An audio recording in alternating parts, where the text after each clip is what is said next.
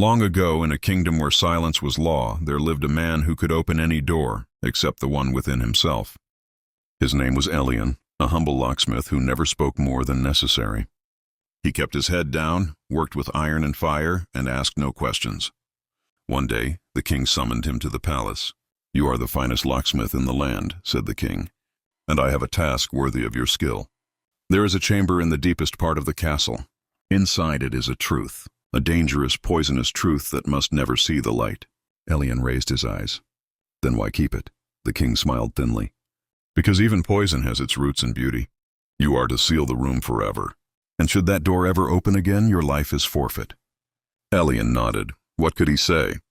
To question the king was to question death itself. The next day he was led down beneath the castle. The chamber door was plain oak, unmarked, unassuming, but something about it made Elian's chest tighten, as though the truth inside already knew his name.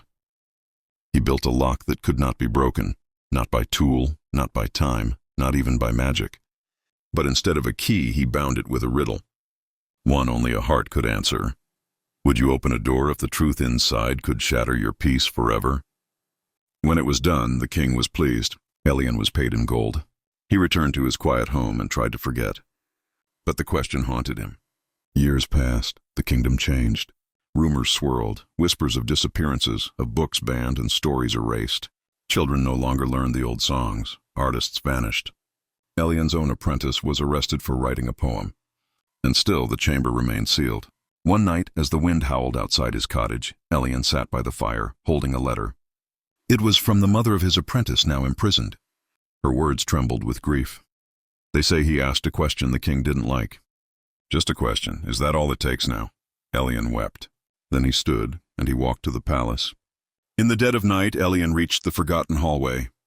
The guards had long stopped watching the chamber. No one remembered what was inside, only that it must remain locked. He placed his hand on the iron. The riddle flared to life. Would you open a door if the truth inside could shatter your peace forever? Elian whispered, yes. The lock clicked open. The door creaked wide. Inside was a mirror, nothing else. Elian stepped forward, trembling. Carved across the mirror's frame were words in a language only the soul could read. And they said, the greatest tyranny is when people are taught to fear their own voice. Truth is not dangerous, silence is. In that moment, Elian understood. The truth the king had hidden was not a fact. It was a freedom, the right to think, to question, to speak. And Elian had helped bury it. He stared into the mirror and saw not a locksmith, but a man complicit in silence. His hands, once strong, now shook. Suddenly the chamber trembled. A voice echoed, not the king's, not a ghost's, but something deeper. The voice of truth itself. Now that you've freed me, I will ask you a question. Elian bowed his head. You have served power and fear. Will you now serve freedom and courage? Elian looked up. Yes, even if it costs me my life.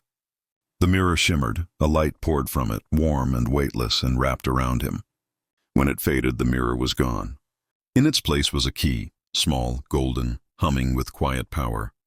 He took it, and when the sun rose, he walked into the town square and rang the bell no one had dared touch in years. The people gathered. Soldiers tried to stop him, but no sword could touch him now. He raised the key high and said, the truth is free. He told them of the mirror, of the lies, of the fear. The crowd didn't cheer, they didn't roar. They breathed, like people coming up for air after drowning. And in that breath, the kingdom began to change. From that day on, no door could be locked without a reason, and no truth could be buried by fear. Elian became a legend, not because he opened locks, but because he gave the people back their voice.